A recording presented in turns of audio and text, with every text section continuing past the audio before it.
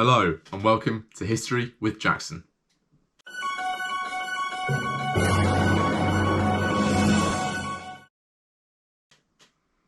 Today we will be zooming in on the victor of the events from 1066. We will be looking at William the Conqueror, or William I. Like always, we'll be looking at who he was, what happened before his reign, his death, and then assessing if he was a good king or not. So strap in, and I hope you're looking forward to watching this week's episode on William I. William I was born in around 1028 in Normandy. His father was Robert I, Duke of Normandy, and his mother was Helena. She was believed to be the daughter of a tanner, and she is believed to have worked in the court. William was illegitimate. He was born out of wedlock. His parents never married, but his father made it very clear that William was his heir. In 1035, at the age of around 7 or 8, William I became Duke of Normandy after his father died on pilgrimage to the Holy Land. This was a particularly young age to become Duke, but he was supported by his uncles and the King of France to ensure that he remained in his position. So what was William's early life like? His life before he was King of England. Now obviously he was Duke of Normandy, and as soon as he was of age, he immediately set about consolidating his control over Normandy. To consolidate his control over the duchy, William had rebellions by nobles quashed, and he arranged for strategic alliances to strengthen Normandy. One of these alliances was with the English, which allowed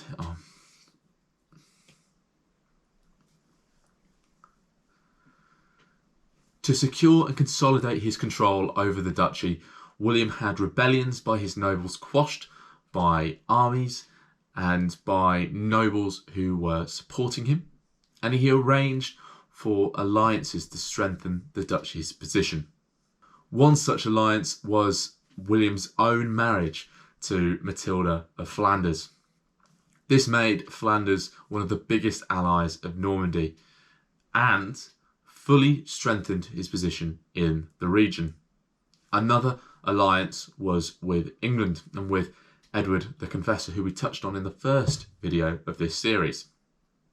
Within this alliance, William felt that he had been promised the English throne after the death of Edward. In around 1060, William had fully secured the duchy. It was fully consolidated under his power, and he was one of the strongest temporal leaders in Europe at this point. He also had a strong relationship with the papacy after he expanded religious life within the duchy. What was William's reign of England like? Now, after William's successful papal-backed invasion of England in 1066, and if you'd like to learn more about that, go and watch last week's video, William had to consolidate his control of the country. Just because he had defeated the English king in battle did not mean that England was his. He faced down rebellions and invasions from all quarters of the country from a variety of different parties.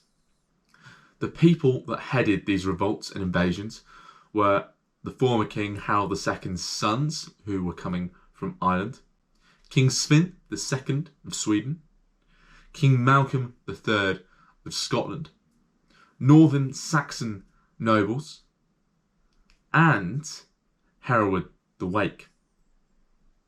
Now these revolts and invasions occurred in the southwest of England, East Anglia and the north, and they were quashed in a variety of different ways.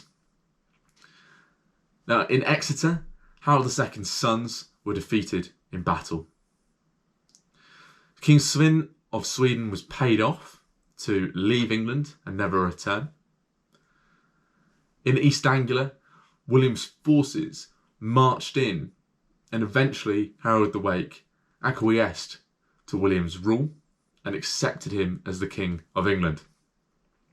William also marched into Scotland, invading Scotland, and forced King Malcolm III to pay homage to him, making him his vassal, which established William as the senior royal figure within the British Isles.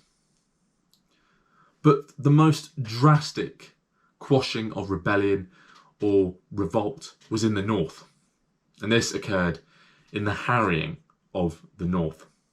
In the harrying of the north, William marched his forces to the north of England.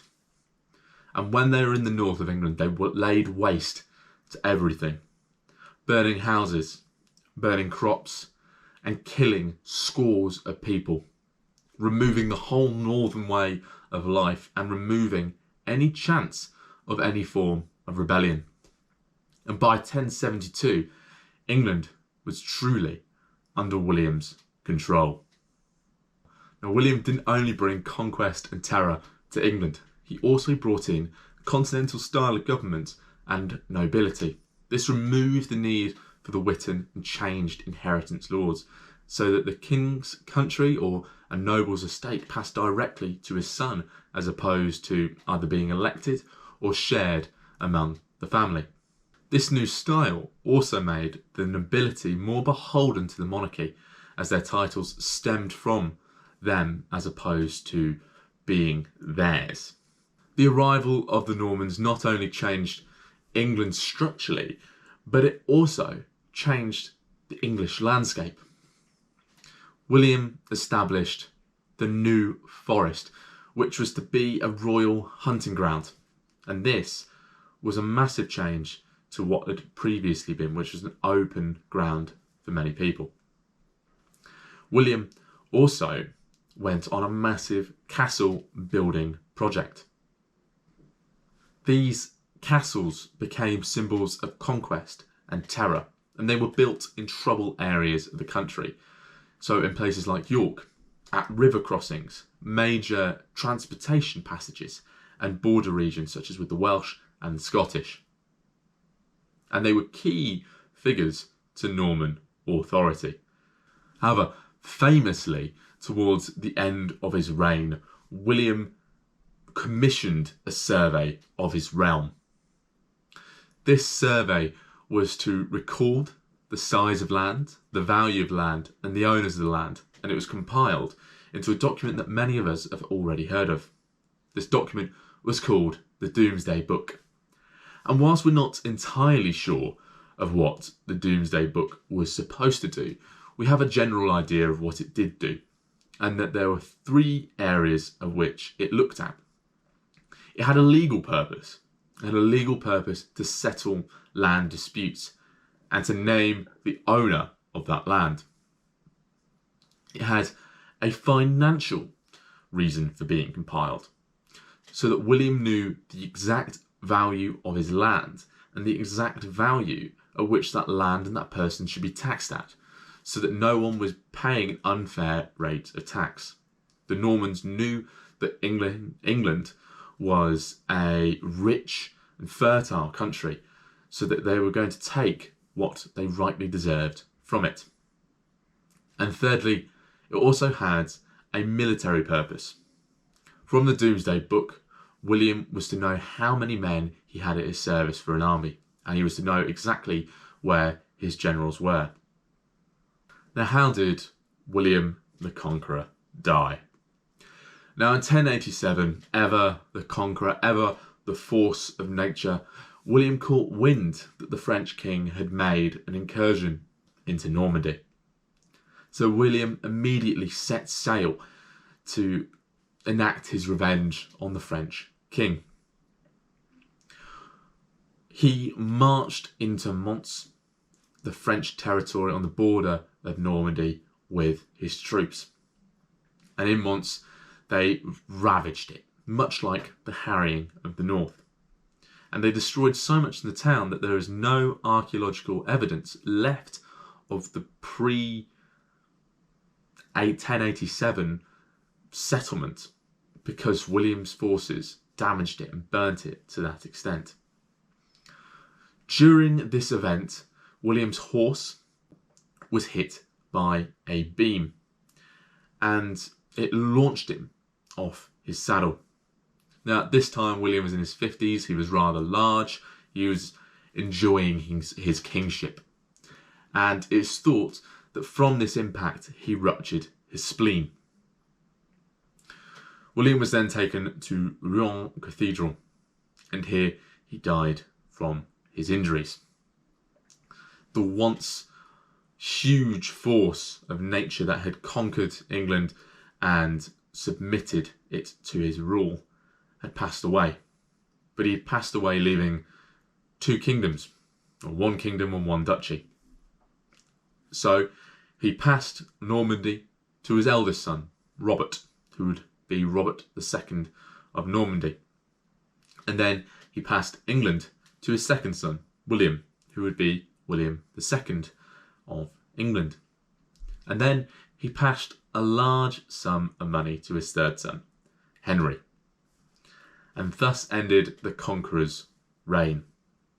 Now we're going to look at is if William I was a good king or not.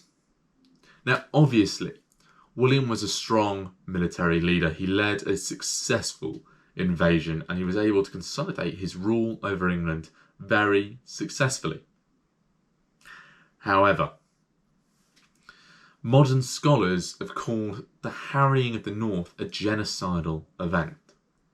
He removed a whole culture, a whole way of living that was described as Anglo-Scandinavian. The harrying of the North also led to a 75% population decrease in the North. This was not a small-scale event.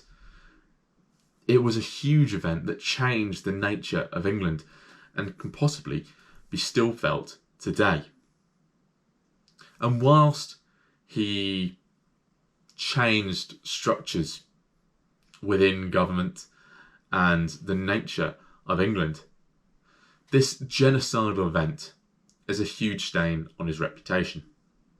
And whilst I've said before in the past we cannot judge the past by the standards of today, you have to say that yes, he was a strong king, but he was possibly a bad person for committing such an event just to submit the country to his rule. Well, thank you very much for watching our video on William I today. I really appreciate you guys watching, continuing to support me. Now, as always, I think you guys are going to know the books I'm going to recommend to you today. But yet again, it's Gwyn's Kings in England and Kings and Queens, the indispensable history of England and her monarchs. As I always say, a fantastic book. I don't think you can beat it for a sailing guide on each of the monarchs and key events in English monarchical history. And second, I fall in love with this book the more and more I use it, but it is Simon Schama's A History of Britain at the Edge of the World, 3000 BC to AD 1603. Simon Schama, I think, has a masterful control of English history, and I think you're missing out if you're not reading that book, if you're looking at these periods.